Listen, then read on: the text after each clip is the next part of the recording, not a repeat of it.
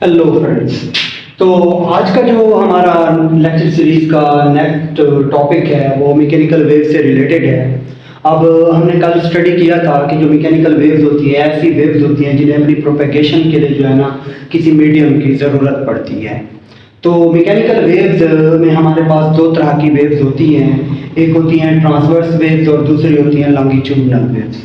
अब transverse wave क्या होती है? ट्रांसवर्स वेव्स ऐसी वेव्स होती हैं जिसमें motion direction of motion of wave और मीडियम के पार्टिकल्स की जो डायरेक्शन होती है वो एक दूसरे के ऊपर परपेंडिकुलर होती है, यानी वो एक दूसरे के ऊपर 90 का एंगल बनाते हैं।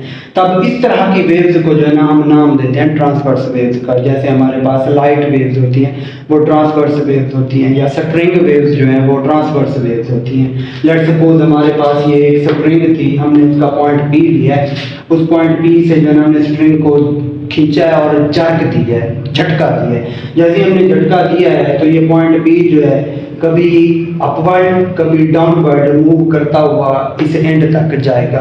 तो अब इसकी हम अगर कंसेप्टिवली डायग्राम देखें तो यहाँ पे हमारे पास पॉइंट बी की डिफरेंट पॉइंट्स के ऊपर जो है ना मोशन दिखाई गई है।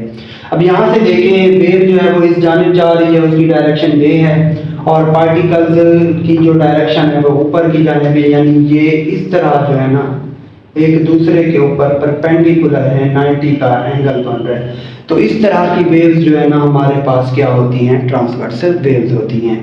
अब अगर हम बात करें लॉन्गिट्यूडिनल वेव्स की, तो लॉन्गिट्यूडिनल वेव्स में हमारे पास जो direction of motion of wave है वो along the direction of motion of particles होते हैं, यानी इसमें direction of motion of particles medium के और जो direction of motion of wave है वो दोनों एक दूसरे के साथ साथ होते हैं, एक ही सिमत में होते हैं, एक ही डायरेक्शन में होते हैं। इट मींस यहाँ पे जो हमारे पास इनके दरमियान एंगल है वो 0 डिग्री होता है। ठीक है। अब लेट्स सपोज हमारे पास ये स्प्रिंग था जो इनिशियली रेस्ट में था, उसे हमने खींचा, खींचने के बाद हमने छोड़ दिया। जैसे ही छोड़ा तो ये स्प्रिंग जो है ना एक मीन पोजीशन के गिर्द ऑसिलेट करता रहेगा। कभी इसके जो लूप्स के हैं, लूप्स जो हैं, रीजन्स जो हैं लूप्स के, वो कभी एक दूसरे से दूर दूर हो जाएंगे, कभी एक दूसरे के बिल्कुल करीब करीब आ जाएंगे। इस तरह वो स्प्रिंग ऑसिलेट करता रहेगा किसी मीन पोजीशन के गिर्द।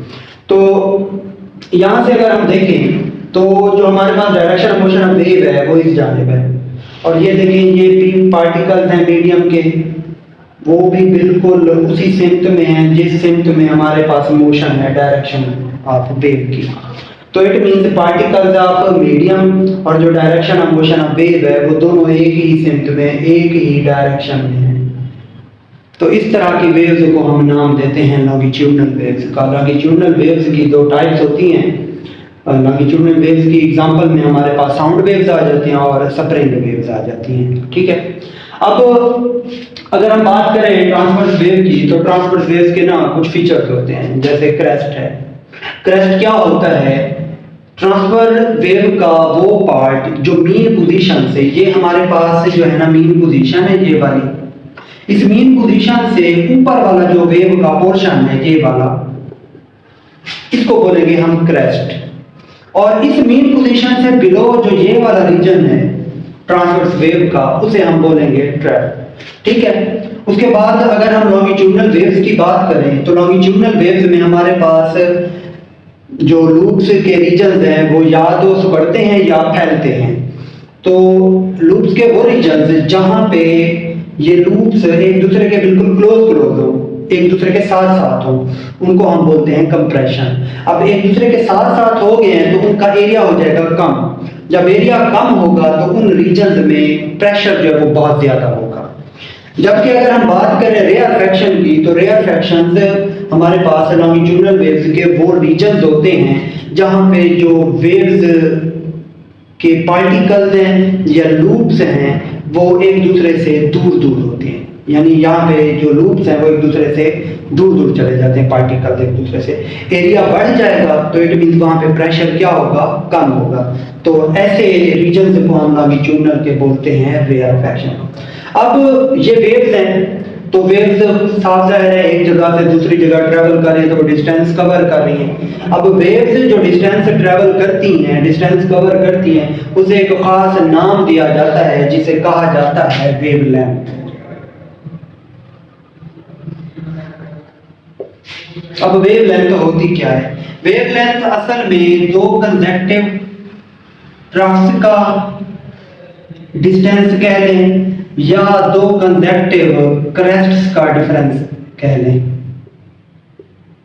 ये जो डिस्टेंस होगा इन दो कंसेक्टिव क्रेस्ट और ट्रफ के दरमियान में वो हम बोलेंगे वेवलेंथ। या फिर कंसेक्टिव कंप्रेशन ये रहे, या फिर कंसेक्टिव रेयरफेक्शन, ये रेयरफेक्शन हो गया, और ये कंसेक्टिव कंप्रेशन हो गए। तो इनके दरमियान ये वाला जो डिस्टेंस है उसे हम क्या बोलते हैं? वेवलेंथ बोलते हैं। वेवलेंथ क्या होता है? द डिस्टेंस बिटवीन कंसेक्टिव क्रेस्ट्स और ट्रफ इज कॉल्ड वेवलेंथ। ठीक है, वेवलेंथ को लैम्डा से डिनोट किया जाता है और इसका फार्मूला होता है V/F, और ये क्योंकि डिस्टेंस है तो डिस्टेंस के यूनिट क्या होते हैं? मीटर होते हैं। सो गाइस, आज का हमारा ये टॉपिक था मैकेनिकल वेव्स की टाइप्स और उनसे रिलेटेड फीचर्स से। अच्छा, एक और चीज हम डिस्कस कर लेते हैं। देखिए, जो ट्रांसवर्स वेव्स होती हैं और जो लॉन्गिट्यूडनल वेव्स होती हैं, अब कैसे पता चलेगा कि हमारे पास जो वेव्स हैं वो लॉन्गिट्यूडनल वेव्स हैं या जो वेव्स हैं वो ट्रांसवर्स वेव हैं? उसके लिए फिर एक टेस्ट किया जाता है। उस टेस्ट को नाम दिया जाता है पोलराइजेशन। तो पोलराइजेशन, ऐसी वेव्स जो पोलराइज हो जाएं हम बोलते हैं कि वो जो है ट्रांसवर्स वेव्स है, और ऐसी वेव्स जो पोलराइज नहीं हो सकती उन्हें हम बोलते हैं कि वो क्या है? लॉन्गिट्यूडनल वेव्स हैं। अब पोलराइजेशन है क्या? पोलराइजेशन असल में एक ऐसा फिनोमेना, एक ऐसा मेथड है जिसमें हम एक वेव जो मुख्तलिफ रास्तों के ऊपर ट्रैवल करती हुई जा रही थी, लेट्स सपोज हमारे पास ये एक बल्ब था, ये बल्ब था, जैसे ही हमने इसे ऑन किया इसकी लाइट जो है, इसकी रोशनी जो है हर तरफ फैल गई। अब हमने क्या किया? हमने किया ये कि इस बल्ब के आगे ना एक बॉक्स रख दिया और उस बॉक्स में एक छोटा सा होल बना दिया। अब बल्ब तो वही जल रहा है, लेकिन अब बजाय बल्ब की सारी रोशनी एक साइड पे पूरी जगह में फैलने के, सिर्फ उस होल से जो है ना रोशनी जा रही है। इट मीन्स वहां से जो लाइट वेव्स हैं उनकी डायरेक्शन एक ही जगह, एक ही सिम्त में फोकस्ड हो गई है। यानी उसकी मोशन को हमने क्या कर दिया? फोकस्ड कर दिया, पोलराइज कर दिया। तो ट्रांसवर्स वेव्स की ये खासियत है कि उनको हम मर्ज करके एक ही जगह पे फोकस कर सकते हैं, जैसे लेजर लाइट होती है। लेजर लाइट में हमारे पास सिर्फ यूनि डायरेक्शनल होते हैं, एक ही सिम्त में जाती है। तो ट्रांसवर्स वेव्स की ये खासियत है कि उनको हम पोलराइज कर सकते हैं, यानी उनकी मुख्तलिफ मल्टी डायरेक्शनल को हम यूनि डायरेक्शनल पॉइंट पे फोकस कर सकते हैं। जबकि लॉन्गिट्यूडनल वेव्स के केस में ऐसा नहीं होता, जैसे हमारी साउंड है। अब साउंड जो है हम बोलेंगे, चाहे हम आहिस्ता से बोलें या ज्यादा तेज आवाज से बोलें, तो साउंड वेव्स पूरे रीजन में, पूरी सराउंडिंग में डिस्टरबेंस पैदा कर देती है। यानी साउंड वेव्स को हम जितना भी दबाने की कोशिश करें कि एक ही सिम्त में, एक ही डायरेक्शन में ये ट्रेवल करे, ऐसा मुमकिन नहीं होता। क्यों? क्योंकि साउंड वेव्स को पोलराइज नहीं किया जा सकता। तो ये था हमारे पास एक MCQ के हवाले से पॉइंट। तो I hope you guys understand this topic of mechanical waves. If you have any question and query, you can ask. Thank you.